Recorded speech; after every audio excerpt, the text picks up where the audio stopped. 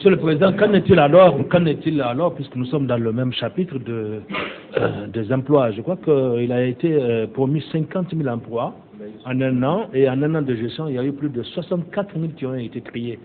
Est-ce pour vous toujours irréalisable, comme vous l'avez dit déjà? On a dit que c'est irréalisable, et quelque part, il l'a reconnu. Parce que rappelez-vous, un de vos confrères, c'était le journaliste d'Africable. Lors des 100 jours d'exercice donc du président Issouf, avait posé la question. Ce qui lui a valu d'ailleurs toutes les foudres de l'entourage du président à l'époque. Il était obligé de partir pratiquement en catimini. Depuis ce jour-là, il n'est pas revenu au Niger. Il s'appelle Bari. C'est ma mémoire est bonne. Alors, et la question qu'il avait posée, c'était une question qui, à mon avis, méritait d'être posée. La question méritait d'être posée pour la simple raison qu'il avait posé la question de savoir, Monsieur le Président, est-ce que les 50 000 emplois dont vous parlez par an, est-ce que ce ne sont pas, disons, des emplois fictifs? Est-ce que ce sont des emplois pérennes? C'est tout ce qu'il a posé. Et la question, il ne l'avait pas posée pour irriter le président de la République. Et aujourd'hui, on se rend compte que, parce que quand j'ai écouté le président Issouf, il parlait de 25 000 emplois permanents, alors qu'on avait parlé de 50 000 emplois permanents. Donc les choses commencent déjà à changer. Et par rapport à ça également, nous avons écrit à l'ANPE le même type de lettre qu'on a écrite au ministre, et on a demandé à l'ANPE de nous dire, au niveau des emplois, quels sont au niveau du privé, surtout, parce que là pour le privé également, le président de la République a énoncé un chiffre pour que nous puissions avoir les chiffres de l'ANPE. Et même par rapport à ça, nous avons nos chiffres. Vos relations avec les autres leaders politiques, principalement avec notamment votre ami d'enfance, Mahamadou, après tout ce qui s'est dit et tout ce qui s'est passé, à quand véritablement une réconciliation entre les hommes politiques? Monsieur le Président, vous aspirez également à reconquérir le pouvoir. Est-ce aujourd'hui le MNSD Nassara peut revenir au pouvoir sans Lumana et vice-versa, Mahamadou sans le MNSD, vu notamment précisément les résultats des dernières élections générales dans notre pays? Le président Mahamadou, nous nous sommes connus depuis qu'on avait 17 ans. Nous avons partagé beaucoup de choses ensemble, et de très bonnes choses. Depuis un certain temps, nos relations se sont effritées, pour beaucoup de raisons, que je ne me permettrai pas en tout cas d'évoquer ici. Mais ce qui est sûr, c'est que ce soit vous, que ce soit un autre, si les gens s'attendent à ce que moi je vienne sur un plateau, disons pour insulter Hamamadou,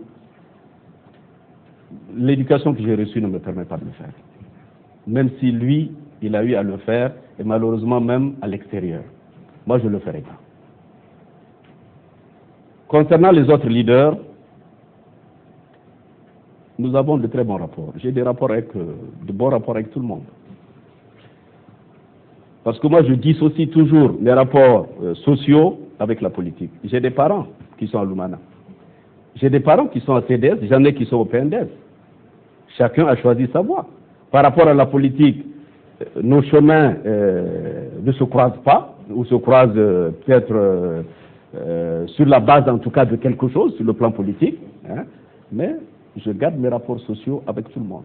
Sur ce plan, je n'ai aucun problème. Maintenant, le MNSD, que le MNSD revienne au pouvoir sans Lumana ou que Lumana revienne au pouvoir sans le MNSD, je pense que le calcul ne devait pas se poser le problème ne devait pas se poser de cette manière. Hein, parce qu'aujourd'hui, Lumana est à la majorité, moi je suis à l'opposition.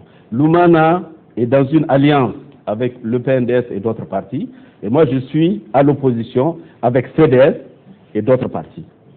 Donc il n'est pas dit forcément que pour venir au pouvoir, il faut nécessairement que ce soit Lumana et le ministre. Non.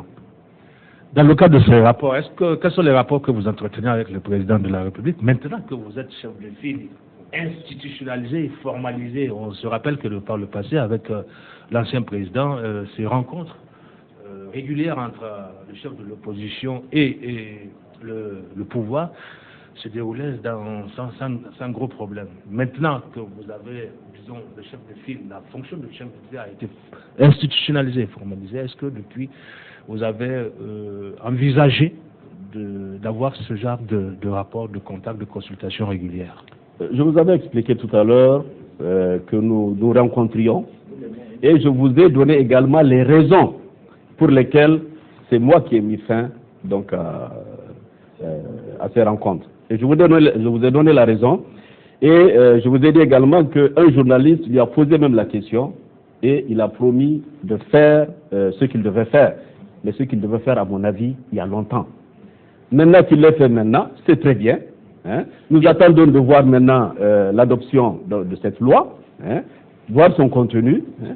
Nous n'avons aucun problème. Si le président de la République veut bien nous recevoir, il n'y a aucun problème à ce que nous n'allions pas le rencontrer, bien au contraire. Bien, Monsieur le Président, nous sommes à deux heures d'horloge pour cet entretien.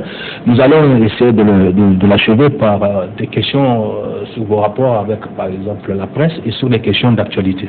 Mamie.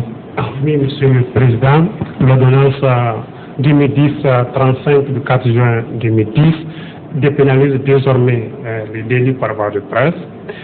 En novembre dernier, le président de la République a également signé la déclaration de la montagne de la table. Depuis donc 2011, le Niger est le 29e pays en matière de liberté de presse dans le monde et le 4e en Afrique. Mais pendant votre régime, il n'y avait pas pratiquement de liberté de presse. Ils étaient nombreux, les journalistes, à être inquiétés, à être jetés en prison. Est-ce que vous regrettez tout cela que ce progrès-là soit réalisé après vous? D'abord, la montagne de la table, comme vous l'avez dit, nous l'avons signé aussi.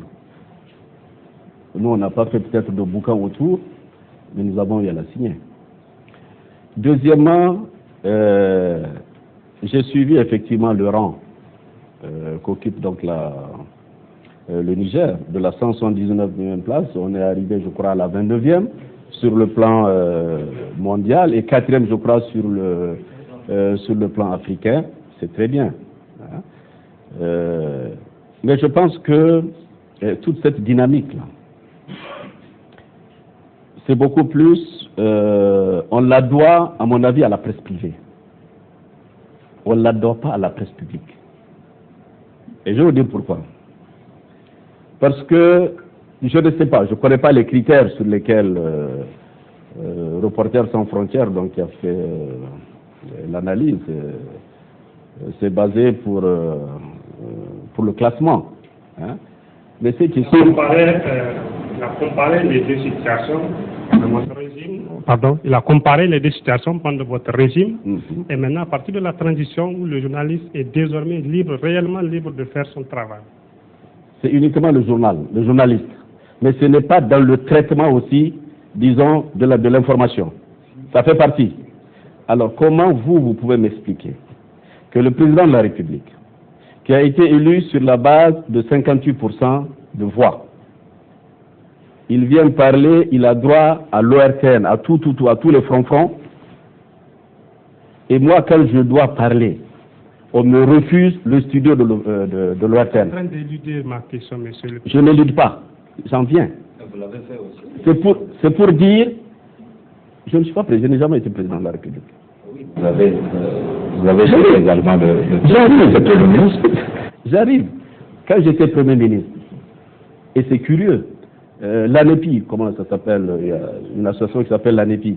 L'ANEPI m'a délivré un témoignage de satisfaction pour être le seul Premier ministre à n'avoir enfermé aucun journaliste. Je l'ai encore, l'attestation. C'est signé d'un monsieur qui s'appelle Diallo. Eh oui. Bon, c'est pour vous dire qu'aujourd'hui, dans le traitement de l'information, l'opposition qui représente 42%, pourquoi elle n'a pas voix au chapitre? Je parle de la presse publique. Pourquoi? Peut-être que ça ne fait pas partie des critères. Je ne sais pas. Il y a des cas précis où on vous a censuré. Mais pour la réaction aujourd'hui, et c'est là où je profite pour remercier Dounia, parce que Dounia a bien voulu organiser, disons, ma réaction par rapport donc à la conférence de presse du président de la République, à travers en tout cas ses prestations. Mais nous avons demandé au niveau de l'ORTN, ça nous a été refusé. Pourquoi? Dans cette censure, le pouvoir à l'opposition avant-hier a connu également toute cette vague de censure. C'est ce que je disais tout à l'heure. C'est-à-dire quand vous dites que un tel a fait ça, moi aussi je veux faire ça, mais si c'est mauvais. Non, il ne faut jamais faire ça. C'est aussi ça la responsabilité. C'est-à-dire c'est tenir compte, disons, des erreurs qui ont été commises par le précédent et ne pas commettre la même erreur, si c'était une erreur.